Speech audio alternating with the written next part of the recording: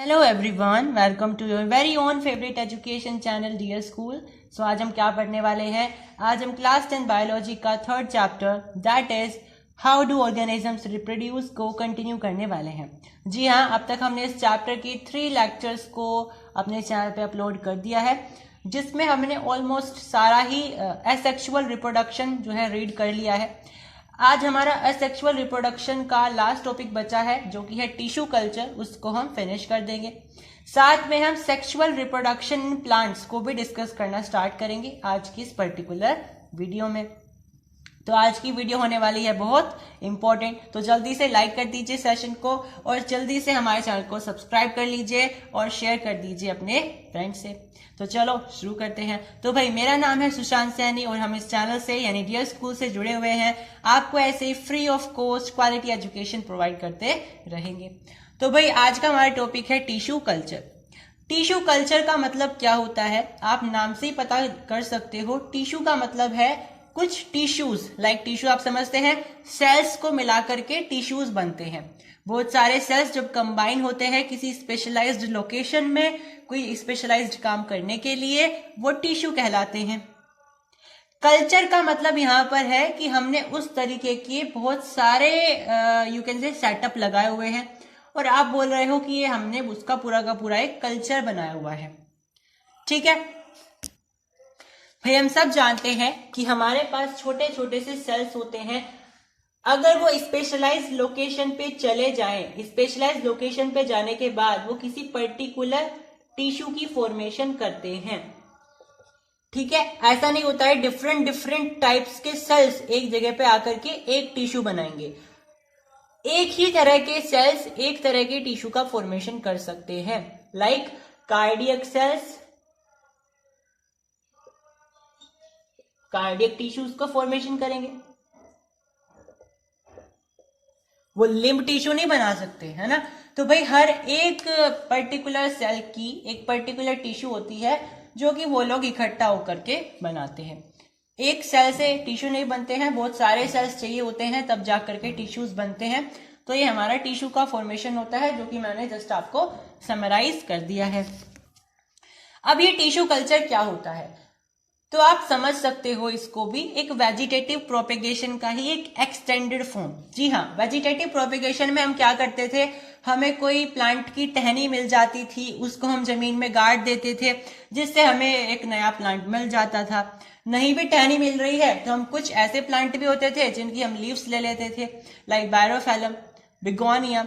इन सब की हमने लीव्स ली थी और प्लांट को और हमने उसको प्लांट कर दिया था।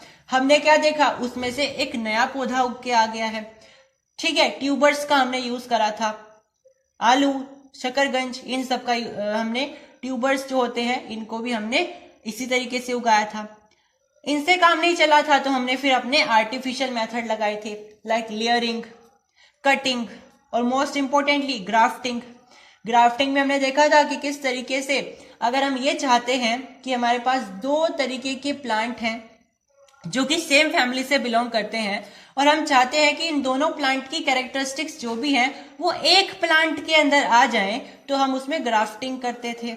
मैंने आपको पिछले लेक्चर में बहुत डिटेल में बताया था एग्जांपल लेकर के कि अगर आपके पास एक गुलाब का पेड़ है जो कि ऑरेंज रंग के गुलाब प्रोवाइड कराता है, एक गुलाब का पेड़ है जो कि लाल रंग के गुलाब प्रोवाइड कराता है, और आप चाहते हो कि आपके पास एक ऐसा गुलाब का पेड़ हो जिसपे लाल और ऑरेंज दोनों रंग के गुलाब आए, तो आप क्या करोगे? जी हाँ, आप ग्राफ्टिंग करोगे, है ना। ग्राफ्टिंग करने का क्या तरीका होता है, किस तरीके से किया जाता है, ये सब मैंने आपको पिछले लेक्चर में बताया था। तो इसमें आप ये देख रहे हैं कि आपको भाई पूरा का पूरा प्लांट का पूरा का पूरा एक पार्ट चाहिए। या तो आपको पूरी पत्ती चाहिए होगी, या आपको पूरा का पूरा स्टेम चाहिए होगा, या प्लांट का कोई भी एक पार्ट चाहिए होगा, है ना। चाहे वो रूट हो, चाहे वो स्टेम हो, चाहे वो लीफ ही क्यों ना हो। तो यहाँ पे जितने भी हमने तरीके समझे थे, इसमें जितने भी तरीके थे वो हम देख पा रहे थे कि सारे के सारे कहीं ना कहीं हमें सबके लिए हमें कुछ ना कुछ प्लांट के पार्ट चाहिए थे, पूरे पूरे पार्ट चाहिए थे, लाइक लीफ चाहिए थी, रूट चाहिए थी या स्टेम चाहिए थी। लेकिन अगर हमारे पास प्लांट की कमी है, मतलब कि हम नहीं वेस्ट कर सकते इस तरीके से टहनी तोड़ तोड़ करके, तो हम क्या करें, तो इसका सोल्यूशन है टिश्यू कल्चर। जी हाँ, टिश्यू कल्चर में क्या होता है, अगर आपके पास एक प्लांट है, मान लीजिए आपके पास कोई प्लांट है,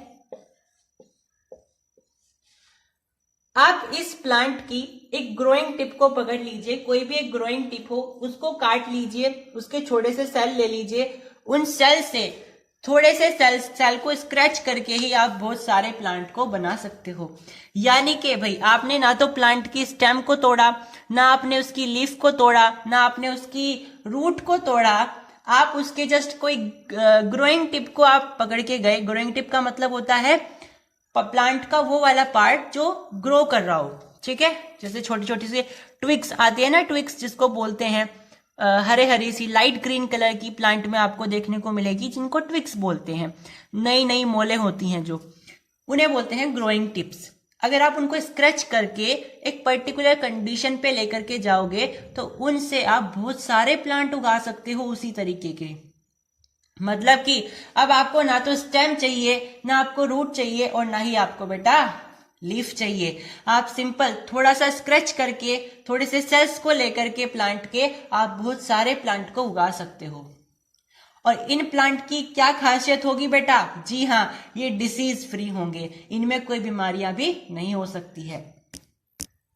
तो एक फायदा तो इसका ये होता है कि इससे आप ऐसे प्लांट को उगाओगे जिसमें बीमारी होने की बहुत कम प्रोबेबिलिटी होगी। मतलब इस मेथड से जो भी प्लांट रिप्रोड्यूस होकर के आएंगे उनमें बीमारी बहुत कम होती है, ठीक है, बीमारी होने के बहुत कम चांसेस होते हैं। दूसरा बेटा, जरूरी तो नहीं है ना कि सारे के सारे प्लांट वेजिटेटिव प्रोपेगेशन से ही रिप्रोड्यूस हो जाए, है ना। हो सकता है कुछ ऐसे भी प्लांट हों जो कि ना तो लीफ से रिप्रोड्यूस हों, ना रूट से हो, ना ट्यूबर्स हो उनके पास, ठीक है। मतलब जो हमने अब तक तरीके पढ़े, लेयरिंग, कटिंग, ग्राफ्टिंग, ये तरीके जितने भी पढ़े, इनसे वो रिप्रोड्यूस हो ही नहीं पा रहे हैं।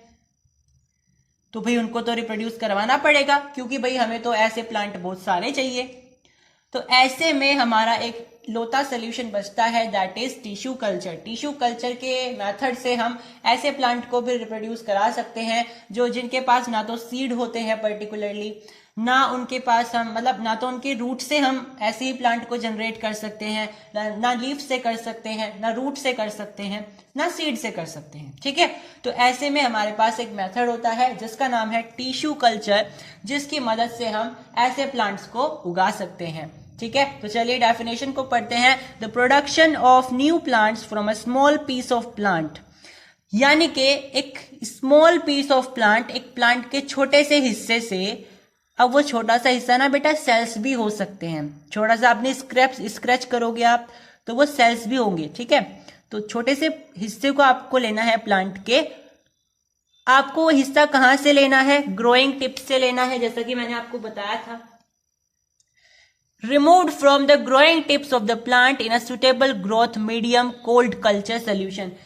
वो आपको स्क्रैच करके, जो भी आप प्लांट का पार्ट ले रहे हो उसको आपको स्क्रैच करना है और आपको उसे कल्चर सोल्यूशन में डाल देना है।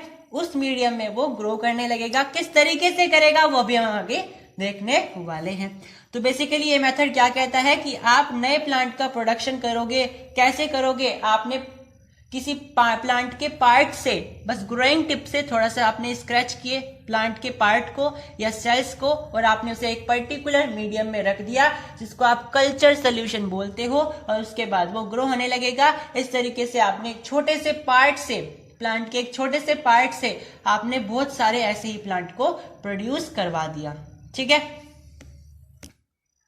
तो चलिए अब डायग्रामेटिक मेथड से समझने की कोशिश करते हैं कि किस तरीके से टिश्यू कल्चर को परफॉर्म किया जाता है।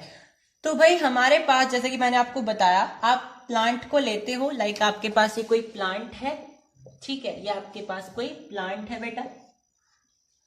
आपने इस प्लांट की कोई भी ग्रोइंग टिप को लिया, लाइक ये ग्रोइंग टिप है, आपने इसके थोड़े से सेल्स को लिया और आप इसको ला करके कल्चर सोल्यूशन में डाल दोगे। सपोज करिए ये आपका कल्चर सोल्यूशन है। सोल्यूशन मतलब कोई सोल्यूशन, आप समझते हो, सोल्यूट और सोलवेंट का जो मिक्सचर होता है उसको आप बोलते हो सोल्यूशन। और ये कल्चर सोल्यूशन है। कल्चर सोल्यूशन क्योंकि ये उसकी ग्रोथ को इफेक्ट करेगा।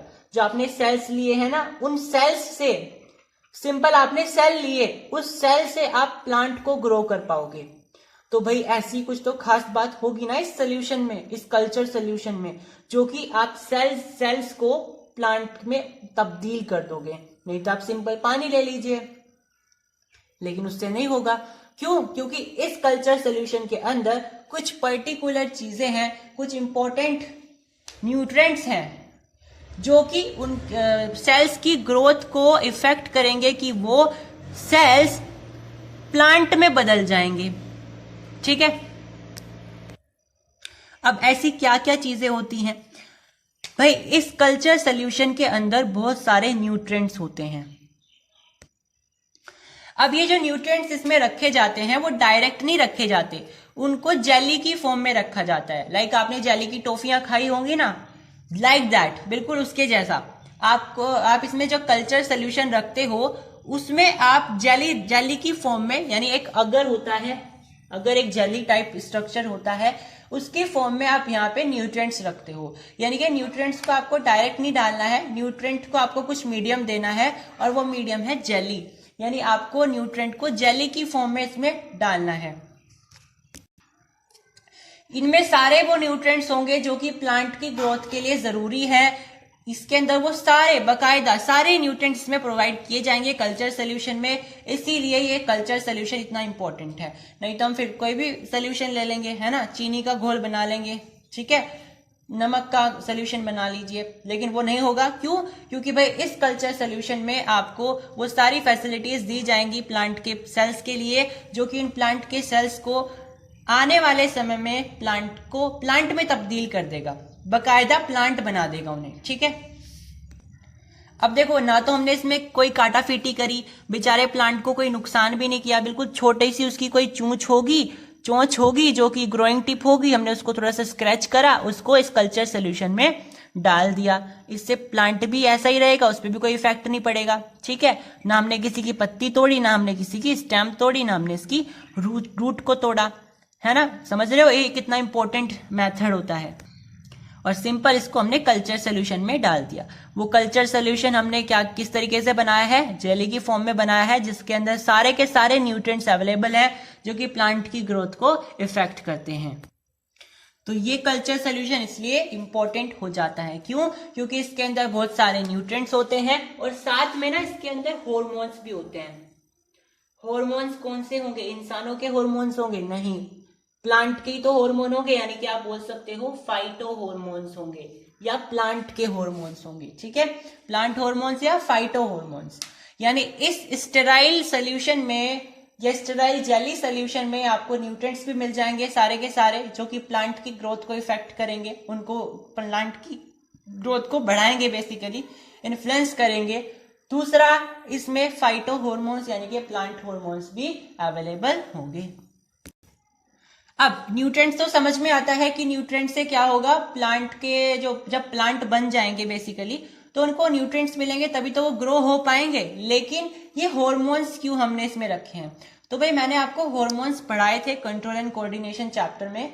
फाइटो हार्मोन्स मैंने बहुत सारे तरीके के बताए थे, तो हमने ये देखा था उसमें बहुत सारे हार्मोन ऐसे भी हैं जो कि सेल डिवीजन करते हैं। पढ़ाया था मैंने, सेल डिवीजन का एक फंक्शन होता है हार्मोन्स का, प्लांट हार्मोन्स का।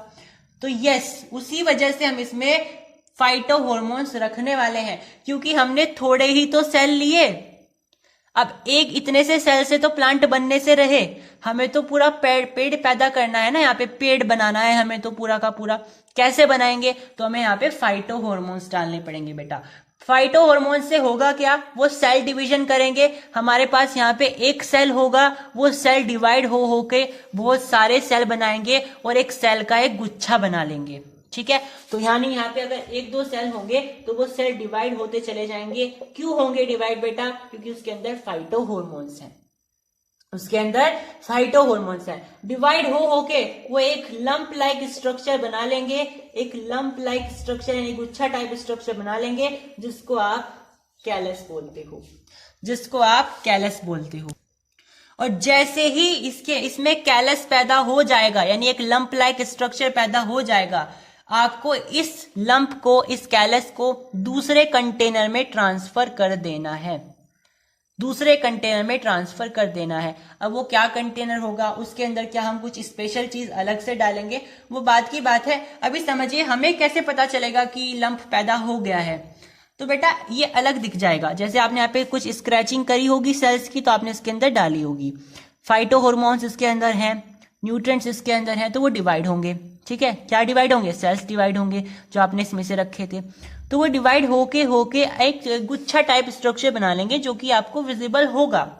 ठीक है, और जनरली ये जो काम है वो लेबोरेटरीज में किया जाता है, तो हो सकता है इसमें माइक्रोस्कोप की मदद भी ले ली जाए। ठीक है, तो अभी के लिए आपको इतना ध्यान रखना है कि इसमें एक callus like structure, lump like structure यहाँ पे बन जाएगा, और जैसे ही ये बने आपको वेट नहीं करना है, आपको इसको ट्रांसफर कर देना है दूसरे कंटेनर में। तो चलिए दूसरे कंटेनर में चलते हैं।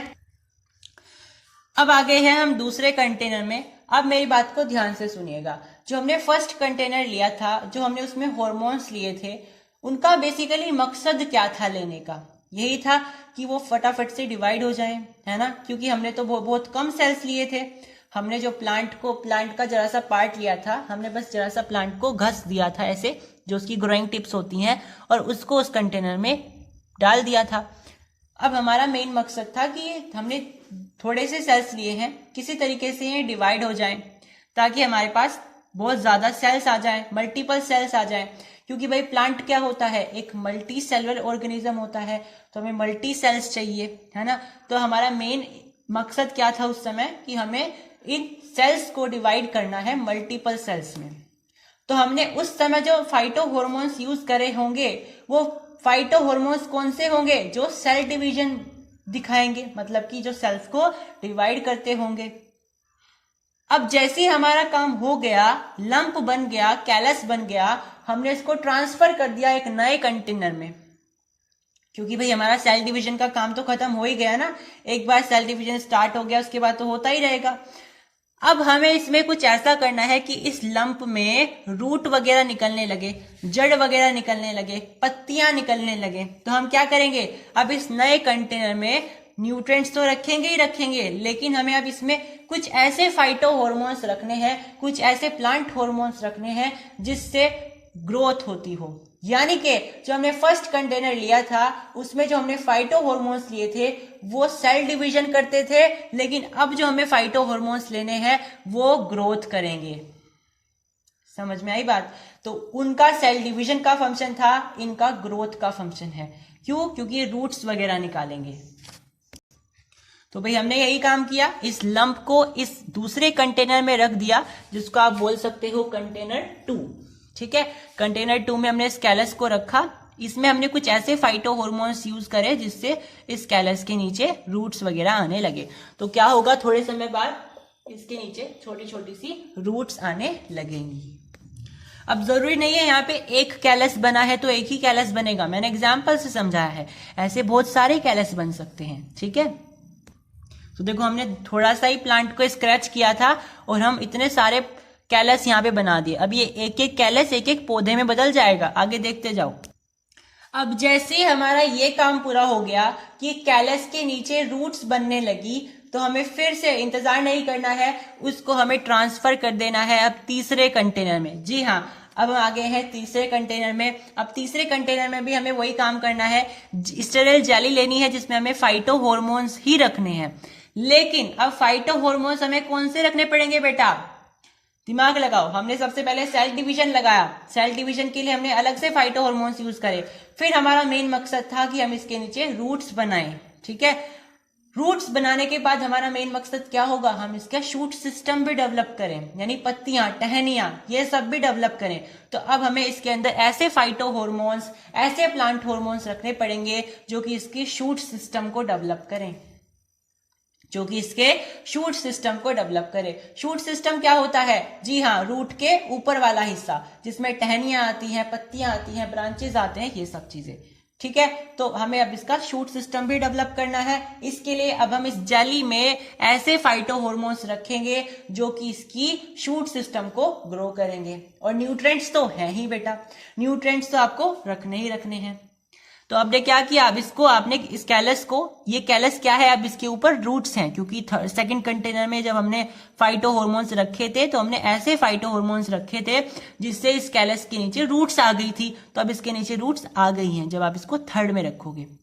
जैसे ही रूट्स आएंगी आपको इसका कंटेनर बदल देना है। अब थर्ड कंटेनर में जब आप रखोगे तो इसके नीचे रूट्स होने ही चाहिए, ठीक है। अब आपको इसके अंदर जो स्टेराइल जेली है इसमें आपको कुछ ऐसे फाइटो हॉर्मोन्स रखने हैं जो कि इसके शूट सिस्टम को डेवलप करेंगे, ठीक है।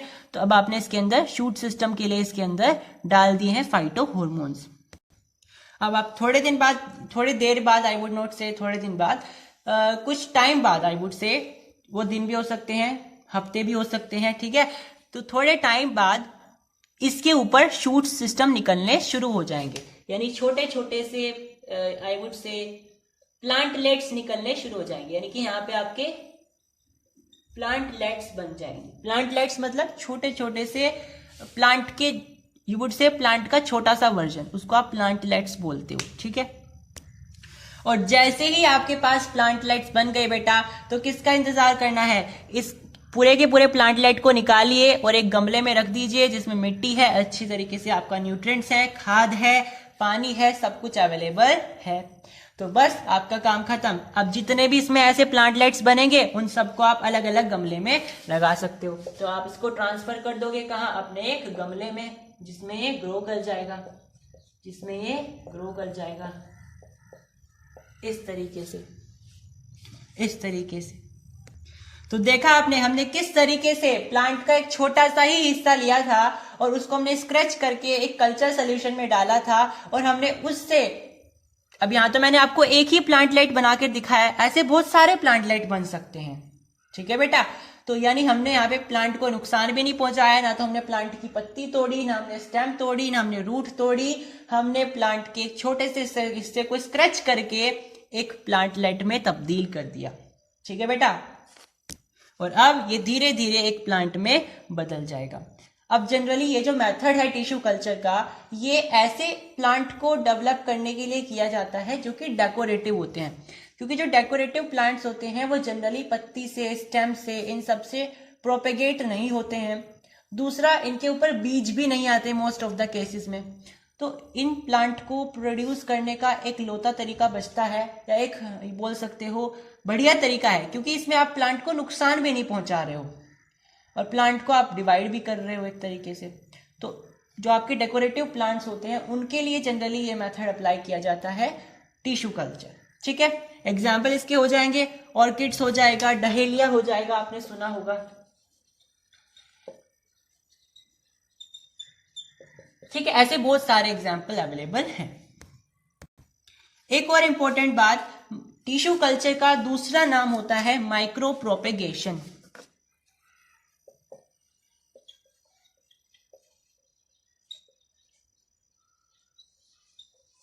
जी हाँ, माइक्रो प्रोपेगेशन। अब माइक्रो प्रोपेगेशन, इसका नाम पढ़ने के पीछे क्या लॉजिक है बेटा? तो बेटा सिंपल सा लॉजिक है, आपने इसमें कुछ ऐसी चीजें ली थी ग्रोथ करने के लिए जो कि बहुत छोटी थी, माइक्रो थी, माइक्रोस्कोपिक थी, है ना। माइक्रो मतलब ऐसी चीजें जो माइक्रोस्कोप से देखी जाएं। तो आपने कुछ ऐसे सेल्स लिए थे, बिल्कुल आपने प्लांट को किस तरीके से स्क्रैच किया था बेटा, कि वो उसके बस ग्रोइंग टिप्स को आप स्क्रैच कर पाओ, उसके ग्रोइंग सेल्स को आप स्क्रैच कर पाओ, है ना। आपने बिल्कुल छोटे से प्लांट की जो ग्रोथ है, टिप है, उसको स्क्रैच करा था इस तरीके से, ताकि उसको नुकसान भी ना हो, उसके में थोड़े से सेल्स मिल जाएं। देखिए कुछ इस तरीके से आप इसको समझ सकते हो। मैंने यहाँ पे एक प्लांट ले लिया है और आई होप कि आपको अच्छे से दिखाई दे रहा है। इसमें ये जो सामने वाली जो ये लाइट ग्रीन की, देखिए ये वाली, ये जो आप देख पा रहे हो इधर, ये जो है ये एक नई ग्रोइंग टिप है, ठीक है। ये नई अभी इसमें प्लांट में आई थी, ये ग्रोइंग टिप है प्लांट की। इस तरीके की ग्रोइंग टिप को ही आपको स्क्रैच करना है बेटा, इस तरीके की ग्रोइंग टिप को ही आपको स्क्रैच करना है। अब स्क्रैच करने का मतलब यानी आप इसको पूरी को तोड़ लोगे। स्क्रैच करने का एक तरीका होता है, वो लेबोरेटरी में सिखाया जाता है, ठीक है। आपको जस्ट इसको स्क्रैच करना है, इसको पूरे को तोड़ नहीं देना है। स्क्रैच करने के बाद आपको इससे थोड़े बहुत सेल्स मिल जाएंगे जो कि दिखने में थोड़ा सा चूरा टाइप स्ट्रक्चर लगेगा। आपको उसको कल्चर सोल्यूशन में डाल देना है। ठीक है तो वो सेल्स ही, थोड़े से सेल्स होंगे, लेकिन आपने क्या किया, उन सेल्स को लिया और उस कल्चर सोल्यूशन में डाल दिया। कल्चर सोल्यूशन में डालने से बेटा हुआ क्या, उसमें कैलस बन गया, लंप लाइक स्ट्रक्चर बन गया, जिससे धीरे धीरे उनके अंदर रूट्स आने लगी, फिर शूट्स आने लगी, फिर प्लांटलेट्स बन गए। आपने उनको ट्रांसफर कर दिया अलग अलग गमलों में और वो प्लांट बन गए। तो यहाँ पे आपने क्या ऑब्जर्व किया, आपने शुरुआत कहाँ से करी थी बेटा, आपने शुरुआत करी थी एक ऐसी चीज से जो कि बहुत ही आई वुड से माइक्रोस्कोपिक है, क्योंकि आपने यहाँ पे जो प्लांट को आप यहाँ से प्लांट की ग्रोइंग टिप को आप स्क्रैच करोगे, ये बहुत माइक्रोस्कोपिक चीज हो गई, बहुत ही माइक्रोस्कोपिक चीज हो गई। तो माइक्रोस्कोपिक चीज से आपने प्लांट को प्रोपेगेट करने की कोशिश करी है। ठीक है, आपने माइक्रोस्कोपिक चीज से प्लांट को प्रोपेगेट करने की कोशिश करी है, इसीलिए इसका टिश्यू कल्चर का दूसरा नाम होता है माइक्रो प्रोपेगेशन, क्योंकि आपने प्लांट का एक ऐसा पार्ट लिया जो कि माइक्रोस्कोपिक था, और उस माइक्रोस्कोपिक पार्ट से आपने प्लांट को प्रोपेगेट करने की कोशिश करी, जिसे आप बोलते हो micro propagation. So this was all in tissue culture बेटा। टिश्यू कल्चर यही आपका पूरा कॉन्सेप्ट था, किस तरीके से आपको टिश्यू कल्चर करना होता है। ठीक है, तो यहाँ पे आपका लगभग आप बोल सकते हो एसेक्सुअल रिप्रोडक्शन लगभग खत्म होने को है। कुछ इंपॉर्टेंट फैक्ट्स हैं जो मुझे आपको बताने हैं। सबसे पहला फैक्ट है व्हाट आर क्लोन्स। कभी कभी पूछ लिया जाता है कि क्लोन्स क्या होते हैं, व्हाट आर क्लोन्स। तो बेटा क्लोन्स वो होते हैं, वो ऑफस्प्रिंग्स होते हैं बेसिकली, जो कि एसेक्सुअल रिप्रोडक्शन से होते हैं, और क्योंकि वो एसेक्सुअल रिप्रोडक्शन से हैं तो उसमें एक ही पेरेंट इन्वॉल्व होता है। कहने की बात है, जब नया ऑर्गेनिज्म प्रोड्यूस हो एक पेरेंट के द्वारा एसेक्सुअल रिप्रोडक्टिव मोड से, तो उसको आप क्लोन बोलते हो।